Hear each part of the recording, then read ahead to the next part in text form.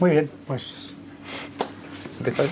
sí, adelante César, cuando quieras. Muchas gracias a todos por venir hasta aquí, desafiando a la lluvia y desafiando al mal tiempo. Yo soy César Cervera, soy editor del libro, vengo representando a la Esfera de los Libros, que es quien edita Damas Ibéricas. Y nada, para nosotros es un auténtico placer, un honor. Me quedo sin adjetivos porque realmente ha sido un placer trabajar con Jesús Manuel, porque es una persona con una profesionalidad, con un conocimiento y sobre todo una cosa que para nosotros es muy importante como editorial. Él en todo momento tiene en la cabeza siempre a sus lectores, igual por su labor divulgativa en redes, pero él en su cabeza estaba pensando siempre cómo iba a encajar cada contenido, cómo explicaba las cosas, cómo acompañaba todo de imágenes. Para él era muy importante que el lector lo entendiera. No es una obra para ensalzamiento, para demostrar que él sabe mucho, sino para enseñar a la gente sobre este tema. Para nosotros es también muy importante porque somos una editorial generalista, editamos y publicamos libros de absolutamente todas las temáticas, pero hombre, tenemos un alma especial y una sensibilidad especial con los temas de historia y sobre todo con este tipo de temas de historia, ¿no? que son libros de fondo, ¿no? Este tipo de libros que no tienen vocación de estar 5 minutos en la mesa de novedades, sino que lo que quieren es quedarse a vivir en las librerías, terminar en la zona de estanterías, que a los que nos gustan los libros nos gusta estar husmeando allí, nos gusta estar descubriendo las cosas, libros que se nos han pasado, y sobre todo que viene a cubrir un espacio que es el de un tema tan importante para la historia de España como son las damas ibéricas, del cual evidentemente hay mucho escrito, pero no había nada actualizado hoy en día. Él es un historiador muy serio, es un historiador muy moderno en el sentido de que cuestiona las fuentes, nos informa de las nuevas novedades arqueológicas. En ese sentido, pues bueno, estamos ante un libro moderno, pero a la vez bueno, que viene a ser fondo y viene a hacer bulto en las librerías, que es lo importante. Bueno, bulto hasta que se lo lleve alguna afortunada a su casa. Por supuesto. Por supuesto. Y nada, simplemente decir que bueno, el tema es fundamental, ya digo, porque no sé si es un tema troncal de la historia de España, pero sin duda no es un tema anecdótico, primero por la intriga que nos genera este interés que tienen esta civilización por ensalzar a las mujeres aristocráticas, pero luego porque yo que soy de un pequeño pueblo de Ávila, bueno, pues siempre entiendo el valor sentimental que tiene el patrimonio con los pequeños pueblos, las pequeñas localidades. El que tiene una estatua, el que tiene una dama, tiene una joya en su pueblo, ¿no? En mi pueblo no tenemos damas, pero sí que es verdad que tenemos otro tipo de patrimonio que lo amamos y lo ensalzamos siempre que podemos, como si fuéramos de, bueno, parece un equipo de fútbol, ¿no? Tú eres de la Dama de Elche, bueno, me llevo la camiseta de la Dama de Elche. Bueno, pues en los pueblos se vive esto con mucha emoción. En los pueblos de España hay una red silenciosa que conoce muy bien Jesús Manuel, que es la de damas ibéricas, que bueno, están interconectadas entre sí, no lo saben ellas bien, pero todas ellas están unidas por esta gran inquietud y este gran interés por conocer más de ellas. Ya digo que es un libro, además que está ilustrado por Silvia Martínez, que es una ilustradora que además es arqueóloga. Ya digo que él en todo momento, Jesús Manuel, tiene en la cabeza lo que está pensando el lector y lo que le gustaría ver en el libro. Ahora nos contará, imagino, no me quiero adelantar, su interés, en qué momento, por qué le interesan tanto las damas ibéricas, no sé si también las suecas, las alemanas, pero bueno, las ibéricas. Yo solamente me puedo contar la parte que me corresponde en la concepción de este libro, que me subí a un tren en marcha, porque bueno, el libro ya estaba pensado en su cabeza. Bueno, curiosamente nosotros le conocíamos por su labor en redes sociales, por la labor que hace, que es divertidísima y además es muy, muy ilustrativa, es un gran divulgador. Pero bueno, yo le llamé pensando en este perfil, pero con otra idea. Yo tenía una idea de un libro que bueno, sigue dando botes por ahí y no hemos conseguido que ningún autor lo asuma. A lo mejor, si esto es un éxito, le vuelvo a insistir y me va a salir con otra cuestión. Bueno, en este caso le ofrecí un libro sobre el patrimonio español, no el patrimonio español, el patrimonio europeo. Es más bien la pregunta de por qué los museos europeos están llenos de estatuas egipcias, estatuas griegas, cómo han llegado hasta allí, ¿no? Él, con muchísima educación, porque es un hombre muy educado, me dijo que muchas gracias, pero que tenía una idea todavía mejor. Era Damas Ibéricas. Él no lo sabía, pero además tenemos una directora de la Esfera que es una apasionada del tema, o sea que estaba tocando en un tema muy sensible, muy querido en la editorial. Y nada, nos convenció. Yo fui a convencerle y me convenció a mí. Y bueno, no nos arrepentimos para nada porque bueno, realmente la labor profesional ha sido impresionante. Es un autor... A ver, esto es en confidencia, tenemos autores buenos y autores malos. Estos autores que son unos tiquismiquis, bueno, este es de los autores buenos.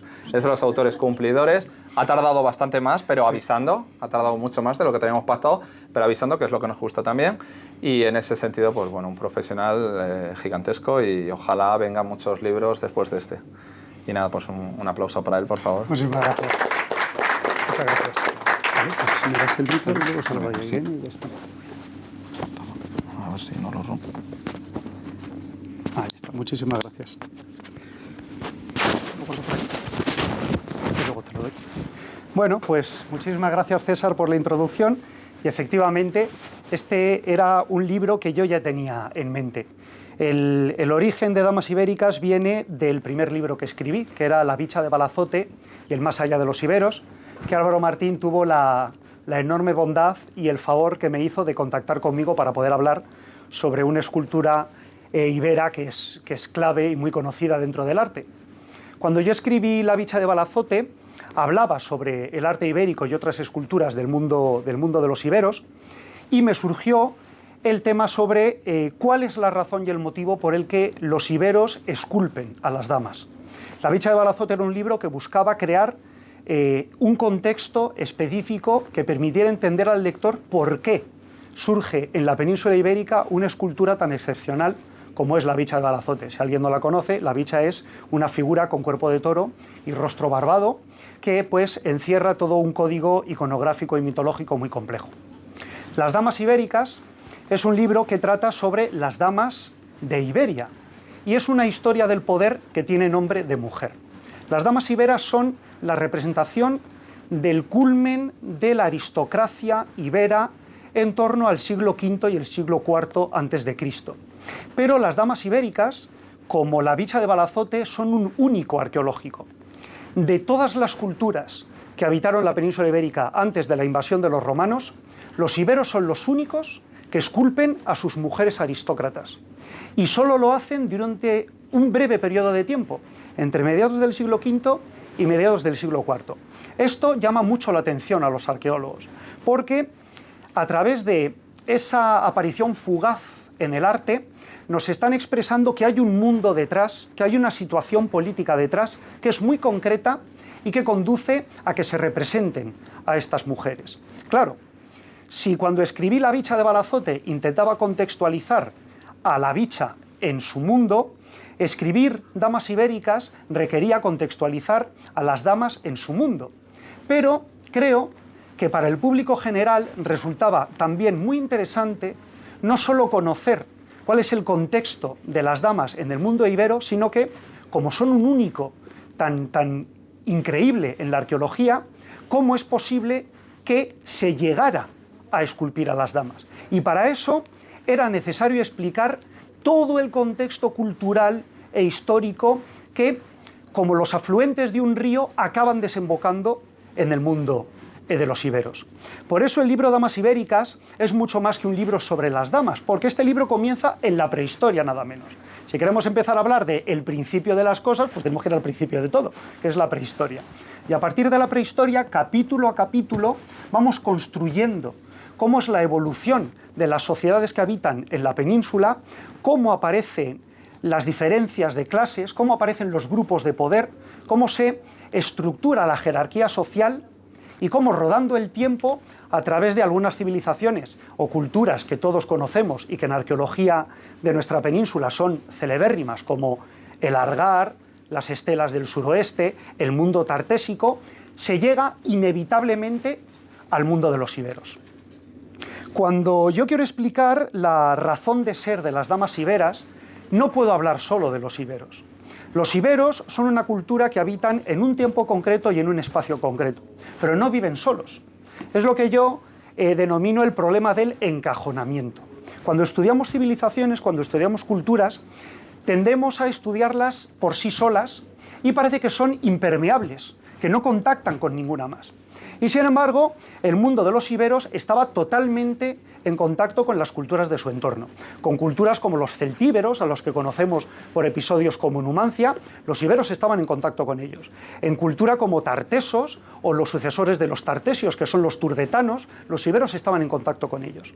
Y además, a través de un elemento clave de la figura de las damas, que son sus joyas, descubrimos que estas damas tienen una conexión cultural muy fuerte con un contexto amplio que se percibe en toda la zona sur de la península ibérica y que escapa de su horizonte cultural concreto ibero, porque son joyas cuyos símbolos, son joyas cuyas formas encontramos mucho antes de los iberos. Los encontramos, por ejemplo, en el tesoro de Aliseda, que corresponde a un horizonte más o menos, diríamos, tartésico, que está en Extremadura, que por lo tanto es antes de los iberos y en un lugar donde los iberos no habitaron, y que sin embargo va a crear un tipo de joya que es la que llevan los iberos. Eso, por supuesto, requería una explicación. Si hablamos de las damas iberas, nos podríamos preguntar que quiénes son. Cuando miramos a la dama de Elche o a la dama de Baza, que tenemos la fortuna de poder visitarlas en el Museo Arqueológico Nacional de Madrid, nos encontramos ante figuras soberbias.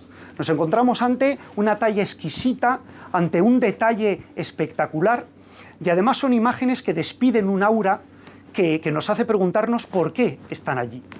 Las damas iberas, como he dicho al principio, son el culmen del desarrollo de la aristocracia ibera en un periodo muy concreto de su historia. ¿Qué les llevó a los iberos a esculpir las damas? No podemos saberlo, porque los iberos no dejaron fuentes escritas.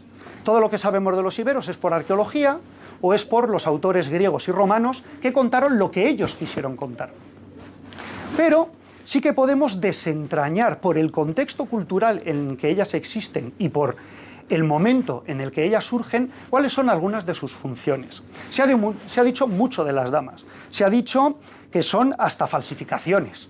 Hoy en día sabemos que algunas lo fueron en realidad, porque en el siglo XIX hubo una fiebre de damas cuando se estaban descubriendo y hubo algunas personas que aprovecharon el tirón para falsificarlas. Y esas falsificaciones al final también son historia y las podemos ver en el Museo Arqueológico Nacional. Pero el contexto de las damas queda claro y podemos entender que estas mujeres aparecen cuando en la sociedad ibérica está ocurriendo un cambio.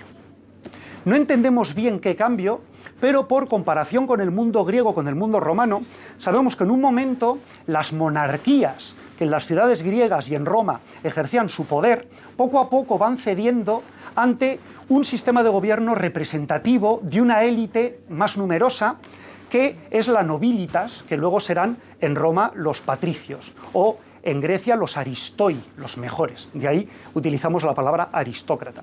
Posiblemente las iberas están representando un momento como ese, un momento de crisis social y política, donde la nobleza ibera, la aristocracia ibera, necesita un foco, un faro, que permita aunar similitudes y limar diferencias.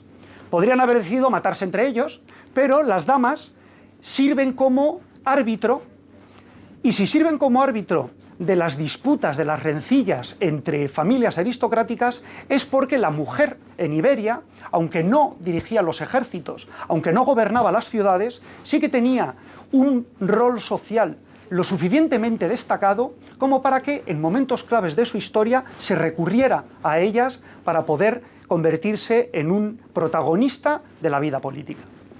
Estas damas son primero grandes señoras, eso lo tenemos que tener muy claro. Los príncipes iberos, príncipes por ser los primeros de su sociedad, los príncipes iberos dirigían sus ciudades, dirigían su sópida, pero a su lado tenían a las damas. Y estas damas, al lado de los príncipes, cumplían también un rol político y social muy destacado. Dentro de sus familias eran matriarcas.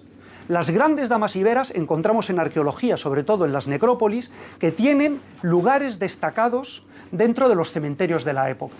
Lugares destacados en torno a los que se construyen muchas veces los cementerios, porque esas mujeres, en el recuerdo de las personas que les sucedieron, eran figuras heroicas que fundaron linajes. Por otro lado, también son representantes ante las divinidades de su propia comunidad. La religión en el mundo antiguo estaba totalmente controlada por la élite. Todos necesitaban a los dioses para garantizar sus cosechas, para garantizar su ganado, para garantizar el éxito en la guerra, pero eran los aristócratas los que tenían la autoridad o tenían la potestad para poder controlar la comunicación entre el común y la divinidad. Y las damas iberas en concreto eran unos personajes que tenían ese poder y esa función.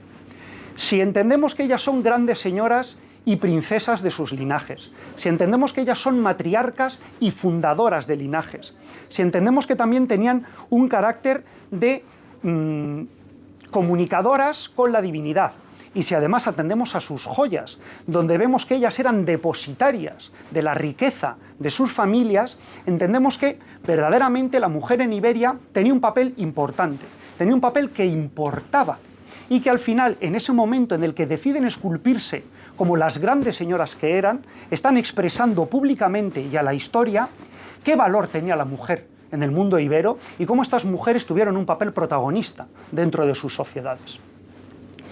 Bueno, yo he tenido la fortuna de poder viajar en el tiempo y traer a dos damas, lo cual no es algo fácil de poder decir, y dama y damita, y ellas nos van a explicar un poco más sobre la vida y las actividades de estas mujeres tan destacadas en este momento tan importante para nuestra historia y nuestro patrimonio, como es la cultura ibera. Así que le doy paso a ellas. Esto es un invento del siglo XXI. Ya ves, ya. Y va con un imán. Cuánta complicación. Perfecto. Bueno, hola. Yo estoy representando, pertenezco a un grupo de recreación que se llama Legio Prima, las dos pertenecemos a ese grupo y estamos representando mujeres íberas de aproximadamente el siglo III a.C.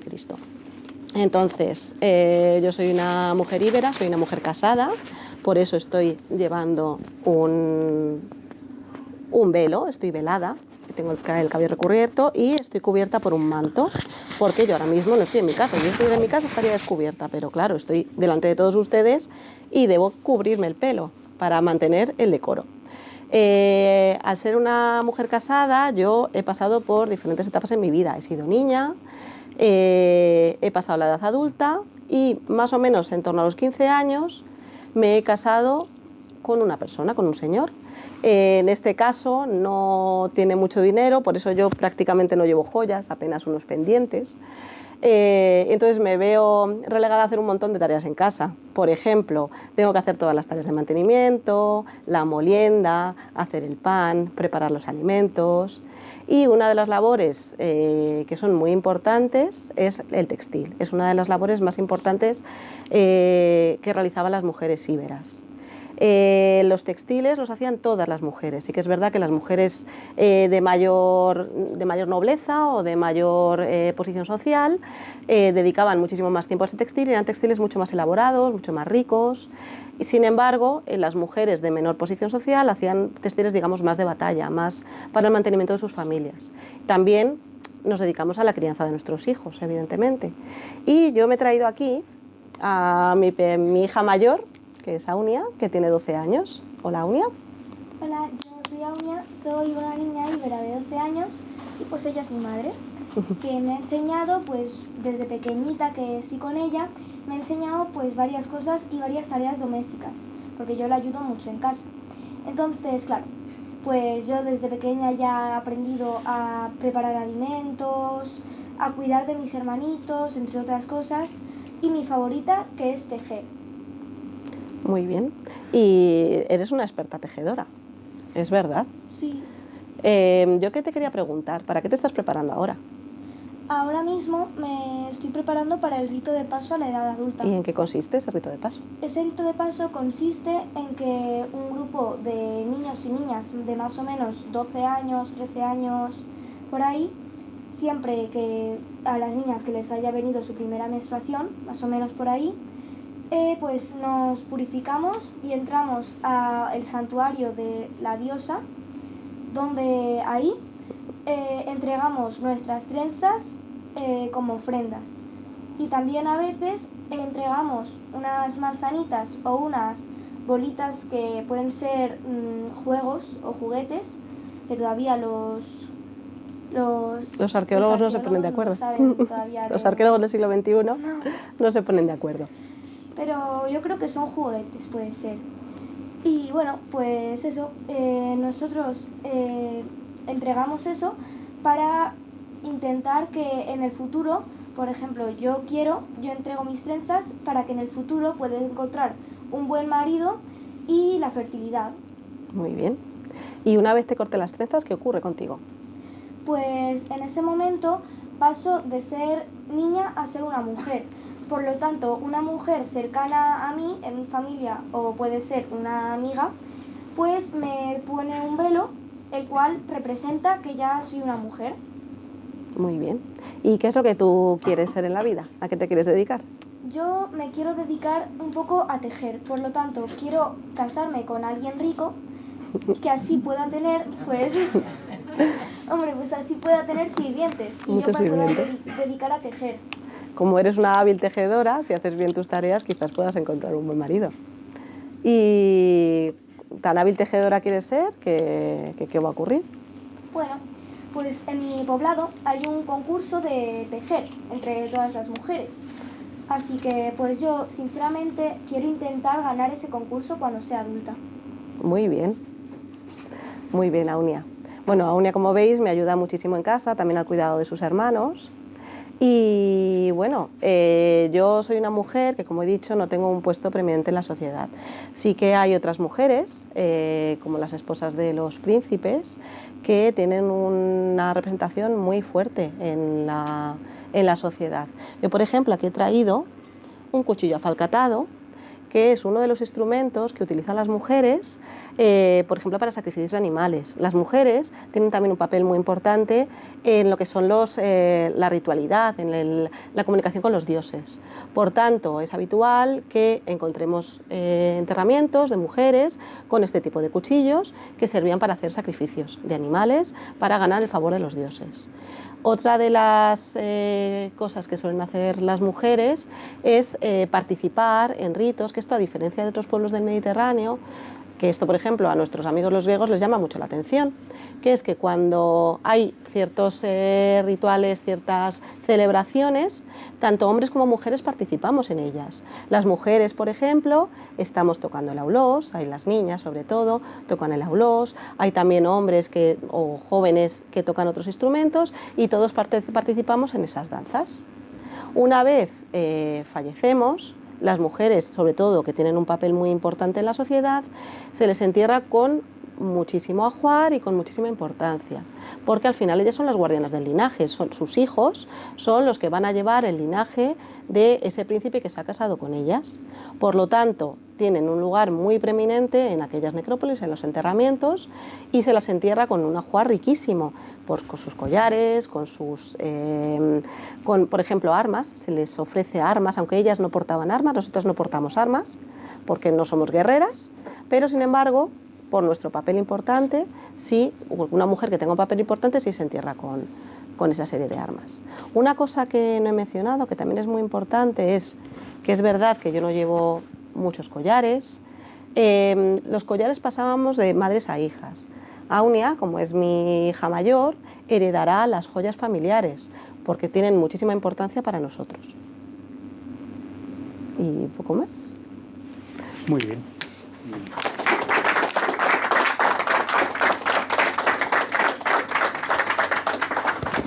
¿Te doy el micro?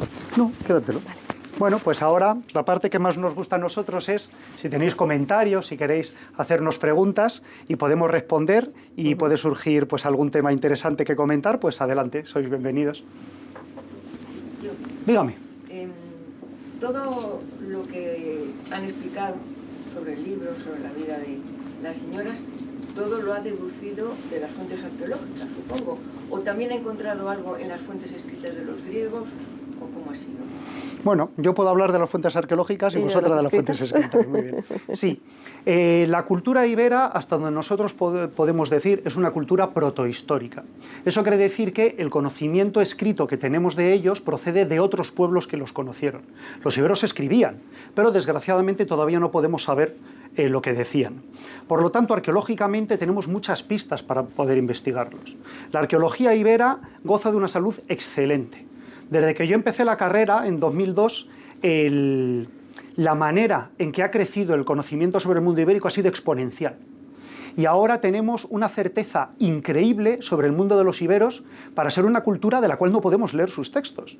Arqueológicamente hay una serie de elementos que nos guían a poder conocer cómo es el mundo de estas damas. Por un lado son los poblados, conocemos importantes yacimientos donde hemos podido estudiar al detalle cuáles son los lugares de residencia, cómo se desenvuelven estas mujeres, y luego, más importante que los poblados o las ciudades de los vivos, son las ciudades de los muertos, las necrópolis.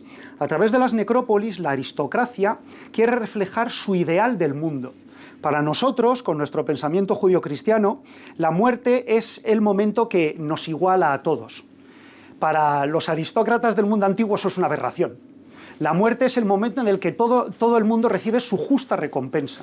Y los aristócratas esperan vivir en un Elíseo, gozando de todos aquellos privilegios que se merecen por nacimiento. En las necrópolis ellos reflejan ese ideal y construyen a través de la forma en que se organizan las tumbas, a través de los ajuares que encontramos dentro de las tumbas, los códigos que expresan esos ideales. Cuando podemos comparar esos códigos con otras culturas de su entorno, con las que se mezclaron y que imitaron, como la griega o la fenicia, sacamos conclusiones que son muy precisas y que nos acercan mucho al mundo de los iberos, aunque no podemos leer sobre ellos. Aunque sí que existen referencias que cuando comparamos con la arqueología demuestran que estamos en lo cierto. Eso es, bueno, como ha dicho Jesús, sí que es verdad que nuestra fuente primordial de obtención del conocimiento, sobre todo para nosotras como recreadoras, son las fuentes arqueológicas, pero es verdad que hay algunos griegos que han escrito sobre los iberos, sobre todo Estrabón. Estrabón, además, cuando narraba cosas sobre íberos, lo hacía sobre todo desde la extrañeza. Entonces, respecto a las mujeres, les sorprendía, como he dicho, la participación de las mujeres en las celebraciones religiosas, junto con los hombres, porque es verdad que, por ejemplo, en Grecia las celebraciones se hacían de forma totalmente separada. Las mujeres celebraban por un lado, los hombres por otro. Otra cosa que le sorprendía mucho a Estrabón es que las mujeres íberas eran muy duras. Hablaba de las durezas de las mujeres íberas, que estaban trabajando, se iban a parir, parían en el río, limpiaban al bebé y seguían currando. O sea, era bastante sorprendente para su mentalidad. Lo mismo respecto a los concursos de tejidos, que también hay otros griegos que narran que existían ese tipo de concursos. Es decir, sí tenemos información de observadores extranjeros, pero es verdad que al no poder leer directamente las fuentes íberas, pues esa información se nos pierde.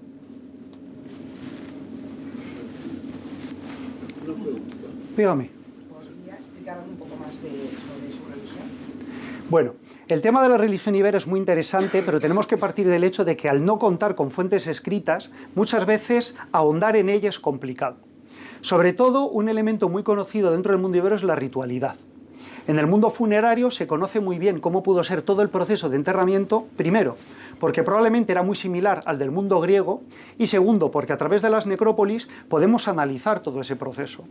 Cuando una dama ibera fallecía, se llevaba a cabo un baño para purificar el cuerpo, se ungía de aceites, se vestía con sus mejores ropas, y luego probablemente se dejaba expuesto el cuerpo para que llegaran los familiares, los amigos, y pudieran velar ese cadáver.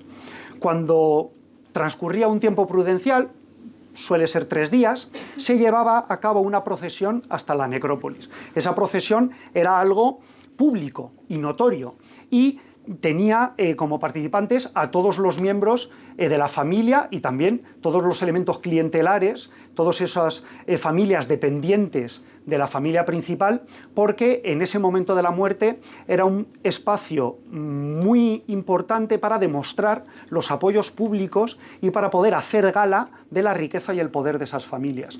Eran transportadas hasta las necrópolis y luego eran incineradas. El proceso de incineración no conllevaba la quema del cuerpo y ya está.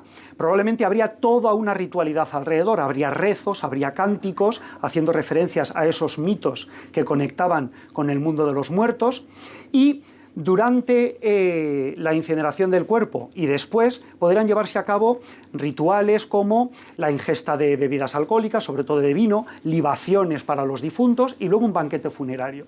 Finalmente se enterraban las cenizas, incluyendo el ajuar de la difunta, que presumiblemente se llevaba al otro mundo, y podría erigirse un monumento sobre su tumba para que quedara señalizado para las generaciones futuras. Respecto a la religión, es más complejo, porque no encontramos espacios claramente definidos. Lo mismo ocurre en el mundo clásico, en realidad. Tal vez nosotros pensamos que la religión y la vida cotidiana son dos aspectos claramente separados, pero en el mundo antiguo no lo eran en absoluto. La vida cotidiana estaba imbuida de aspectos mágicos y religiosos. Las mujeres en las casas llevaban a cabo muchos ritos, por ejemplo, con el hecho de encender el fuego, mantenerlo o cocinar pan. Sabemos por el mundo griego y romano que tenía involucrado una ritualidad, y probablemente en el mundo ibero también era. Pero luego, sobre todo, como bien ha indicado Irene, algunos elementos del ajuar, como los cuchillos afalcatados, y otros elementos indirectos, como sus joyas y la decoración de las joyas, nos indica que estas mujeres también tenían un papel importante dentro de la religión pública. Si en el mundo clásico los hombres tenían la potestad privativa de todo el mundo clásico, y en estas sociedades aristocráticas había un cargo de funcionariado, diríamos, que era el sacerdote, en el mundo ibero no era diferente. Pero como las mujeres tenían un protagonismo social más importante que en el mundo grecorromano, es muy probable que las mujeres tuvieran esa funcionalidad. El elemento clave son estos cuchillos, los cuchillos afalcatados. Estos elementos aparecen en las necrópolis tartesias, muchos siglos antes del mundo ibero, y tanto hombres como mujeres los portan. Eso quiere decir que este instrumento podía ser utilizado por ambos géneros por igual. ¿Para qué se utilizaba? Pues nos lo ha contado. Este cuchillo tiene una forma especial para poder degollar a las víctimas sacrificiales. Cuando se sacrifica un animal tenemos que pensar en las culturas como la cultura judaica o la musulmana, que todavía llevan a cabo estos rituales. El rito del sacrificio animal no se deja al azar, porque todo en sí está envuelto de un elemento ritual. La manera en que se degüella el animal, la manera en que la sangre cae, la manera en que el animal se deposita. Y estos cuchillos en concreto son una clave de que todo eso existía en el mundo ibero y que de las mujeres lo utilizaban. Más allá, cuáles son los rituales que se llevaban a cabo en los templos es muy difícil de saber, porque mientras que en las necrópolis sí podemos encontrar las evidencias de los vasos bebidos, de los objetos quemados, ¿qué evidencia queda en un templo de un ritual? Es mucho más complicado, pero existen. Y sabemos que las mujeres tendrían un protagonismo en ello. Y por último, sobre el tema de las divinidades, conocemos algunas divinidades iberas, pero hay un elemento que tenemos que tener muy claro. Los iberos no eran una cultura unificada. Nosotros los tratamos como tales, pero no es así en absoluto. La media docena o poco más de divinidades que conocemos son divinidades locales, muy específicas. Es verdad que hay algunas reconstrucciones, hay incluso alguna discusión académica sobre la presencia de algunas divinidades pan-ibéricas, pero todavía es un estudio que no podemos controlar, que no podemos comprobar fehacientemente y está muy en ciernes. Podemos decir que, por supuesto, los iberos eran politeístas, que tenían muchas divinidades asociadas con los elementos que eran importantes para ellos, la agricultura, la ganadería, la guerra, pero los nombres, más allá de unas poquísimas divinidades, que tampoco sabemos muy claro de qué eran divinidades, son lo único que tenemos que nos hayan reflejado, que nos haya quedado en los textos.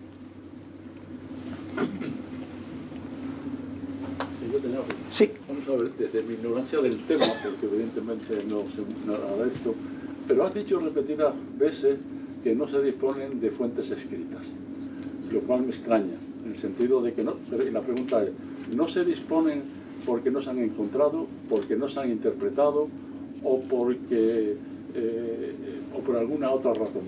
Porque es extraño, por ejemplo, la cultura mitélica, habían unas aguas y se descifraron en un momento determinado, y eso supuso un cambio que, por cierto, lo hizo el padre de un amigo mío, Martín Ruiz Pérez, que fue el que desarrolló ese tipo de cuestiones. Entonces, me extraña que una cultura que ha sido capaz de producir tanta belleza creando estas figuras, de alguna manera no haya dejado ningún tipo de evidencia escrita, o si la ha dejado, que nadie la haya sabido interpretar o haya descifrado los códigos corresponden a esa evidencia. Ante esa pregunta hay un elemento que a mí me gusta considerar detenidamente, y es que nosotros consideramos que la letra escrita es un símbolo de cultura, pero eso es nuestro. La cultura celta consideraba que la lengua escrita era un símbolo de debilidad, ¿no? Cuando este druida viajó a Roma y habló con Cicerón, le decía que es que ellos no dejaban los textos por escrito porque lo que es natural es aprenderlos y memorizarlos. Los iberos, los textos que nos han dejado, que los podemos leer, pero no sabemos lo que significan. O sea, que no se han descifrado. Claro, se pueden leer curiosamente porque sí que podemos entender lo que pone, sí que podemos leer lo que pone, pero no entendemos lo que pone. Esa es la cuestión. Pero los iberos confiaban en una literatura oral. De hecho, las mujeres, en este caso las auléteres o auletris en singular, eran mujeres que tocaban la flauta y que se asocian con esta transmisión del conocimiento mítico y de la tradición secular de sus pueblos. Lo cantaban, lo recitaban. Por escrito tenemos textos, pero de lo que podemos deducir de ellos, que desde luego no es lo que dicen, es que generalmente son textos de carácter comercial, porque ellos sufren una fuerte influencia por parte de los griegos. Y es a través del comercio, precisamente. El comercio y las actividades financieras requieren tener por escrito un testimonio de lo hecho por si hay que reclamar y porque hay que gestionar esos gastos y esos ingresos. Por lo tanto, sí, no disponemos de fuentes escritas en el sentido de que no tenemos a un historiador ibero contándonos lo que pasa en su ciudad, y de los textos que sí tenemos escritos por griegos y romanos, ellos se escriben en un periodo muy tardío de la cultura ibera y además en un episodio muy concreto, que es un episodio de guerra y de conquista. Por lo tanto, tenemos narraciones de los episodios bélicos, pero son narraciones totalmente partidistas y sesgadas. Y luego, como en el caso que nos ha contado Irene, de Heródoto y de otros autores, cuando hay un elemento cultural que les choca sobremanera, ellos lo refieren, pero además lo refieren de manera peyorativa. Porque todos estos historiadores que tenemos escriben en un momento más o menos en torno al Principado Augusteo, en el que intentan hacer proselitismo de la cultura romana y del recién creado imperio. Qué grande es Roma, qué grande es la cultura helénica a la que nosotros pertenecemos y qué salvajes son estas gentes que se mezclan las mujeres con los hombres, que beben el vino sin aguar y otro tipo de circunstancias. Sin embargo, si sabemos desentrañar esos significados, sí que aportan información muy útil, pero no podemos entenderlos desde luego al pie de la letra, eso sí. ¿Y qué fuentes escritas hay en el Museo Arqueológico? Porque yo solo recuerdo como alguna plaquita de estas de hospitalidad. Pero... Sí, poca cosa más. En el arqueológico no hay un corpus de tablillas escritas muy importante. Muchas de ellas están en colecciones privadas o en manos de investigadores porque se descubren dentro de contextos arqueológicos muy claros. De hecho, por el contexto arqueológico y por ciertas repeticiones de palabras o estructuras del texto, es de donde deducimos que son textos comerciales, precisamente. Perdón, si nadie más. Sí, adelante. La dama de marfil, porque yo lo que he leído, así, bueno, así un poco mirando por internet, estaba hablando de Iberia, ¿no? Una sociedad ibera. Y ella decían que ese enterramiento es el mayor digamos, de la península ibérica, incluso algunos dicen que de Europa, y que no venía por linaje, que era curranta, vamos, con las manos. Sí. Esto se sale un poco, ¿no? Sí, bueno. Me gusta mucho que hagas esa pregunta porque nos salimos del mundo de los iberos. Si os fijáis, en el título del libro es Damas Ibéricas, es un juego de palabras. Decimos iberos y decimos ibérico, pero en realidad no son lo mismo. Si queremos utilizar el vocabulario con precisión, por íberos o iberos, que ambas acepciones están permitidas, nos referimos a esa cultura concreta que conocieron los romanos al final de su historia, que se desarrolló en toda la costa de Levante, desde los Pirineos hasta Granada, desde el siglo VI hasta el siglo I a.C. Pero el libro dice damas ibéricas, porque obviamente va más allá del mundo de los iberos y va más allá del tiempo de los iberos. La Dama del Marfil tiene un capítulo del libro, merece tenerlo además, porque la Dama del Marfil tenemos que viajar a otro momento totalmente diferente. Viajamos a 5.000 años al pasado, que se dice pronto. Estamos en el Calcolítico, estamos en una época donde se están descubriendo los primeros metales, se está descubriendo el cobre y es un momento de bonanza climática donde las sociedades neolíticas, que ya han aprendido a cultivar y a pastorear, comienzan a crecer exponencialmente. Les va muy bien. Son sociedades que se denominan opulentas, que viven en la riqueza, que les sobra. Y como les sobra, comienza a aparecer excedente. Esto es un momento crucial para la aparición de las desigualdades sociales. Y dentro de estas sociedades opulentas encontramos que aparecen individuos que destacan sobre sus comunidades por sus logros personales. Todavía no existe una mentalidad jerárquica y quienes lo intentan generalmente solo lo consiguen mientras tienen ese elemento de éxito que les diferencia de los demás. Cuando lo pierden, porque pierden prestigio, porque fracasan en una acción o porque les surge un competidor, desaparecen.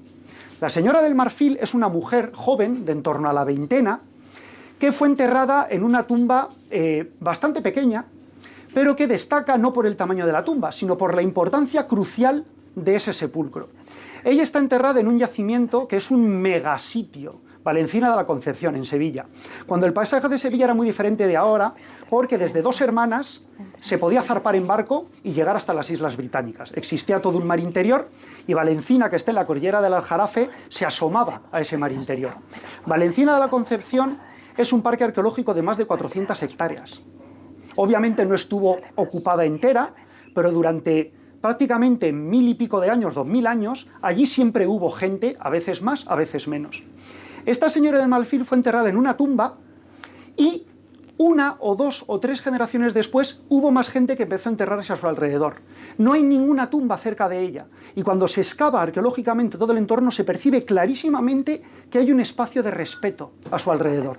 Es decir, esa mujer, aunque tuviera 20 años, era una gran matriarca, era una figura fundamental para su gente que fue recordada muchas generaciones después de fallecida.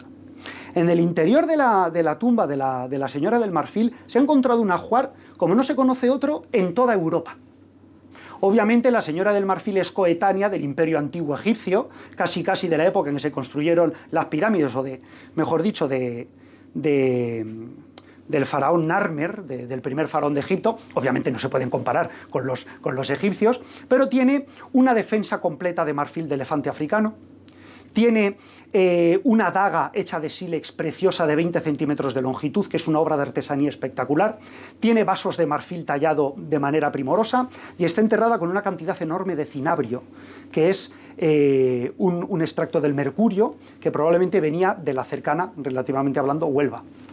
Pero es que después de enterrada, una o dos generaciones después, se volvió a hacer otro ritual de recuerdo. Son las segundas exequias de la Dama del Marfil. Y el ajuar que se depositó en ese segundo ritual es todavía más rico que el primero. De hecho, el elemento que es totalmente increíble de ver es una daga hecha de cristal de roca, que es una factura técnica increíble para su época, y tiene también un pomo de marfil, etcétera, etcétera. Esta mujer no tiene nada que ver con las damas iberas, pero como os comentaba, esos ríos, esos afluentes que llevan al río, que son los iberos, en la Dama del Marfil tenemos una primera muestra. Esa mujer se ganó la vida trabajando. Murió envenenada, curiosamente, pero ella no lo supo nunca, porque en sus huesos se encontró que estaban saturados de mercurio. Se murió envenenadísima, porque probablemente dentro de los aspectos rituales, chamánicos, mágicos, consumiría este mercurio. Todavía en la medicina tradicional china el mercurio es un elemento médico, a lo mejor también se pintaba en el cuerpo, pero además de esto, que ya representa que era una mujer muy destacada en su comunidad, encontramos que físicamente tenía algunos problemas que cuando se ha estudiado se han deducido que podía venir de una acción muy repetida en el tiempo, que pudiera ser o moler trigo, o bien remar, o bien otra actividad como el tallado. Y luego además, al estudiar sus dientes, se ha descubierto algo muy interesante, que esa mujer pasó penurias, sobre todo de joven, por lo tanto, no había nacido en una familia poderosa, porque de niña pasó hambre. Entonces ahí vemos un ejemplo de cómo en estas sociedades de hace 5000 años, los individuos que comienzan a destacar son individuos que se lo han ganado y que luego son recordados por generaciones porque llevaron a cabo algunas hazañas, cuales fueran, que fueron rememoradas como elementos maravillosos. Perdona, lo que no me queda claro, ¿por qué lo que yo he leído pone que es una dama íbera? Es una dama ibérica porque está en la península ibérica, pero no es ibera porque los iberos son el pueblo que habitaron la península ibérica entre el siglo VI y el siglo I a.C. En la información generalista de Internet hay mucha confusión con esos términos y hay que tener cuidado. Yo en mi divulgación en redes sociales hay gente que me lo pregunta y les digo cuidado porque en historia, que es una ciencia humana, pero es una ciencia, la terminología hay que utilizarla muy concreta y hay que saber manejarla. Y a veces hay pequeños malentendidos como este, pero bueno, eso no quita en nada el valor y la importancia que tiene, vamos, faltaría más. Nada. Bueno, pues muchísimas gracias por venir y encantado de haber estado con vosotros y un aplauso para ellas también, por favor.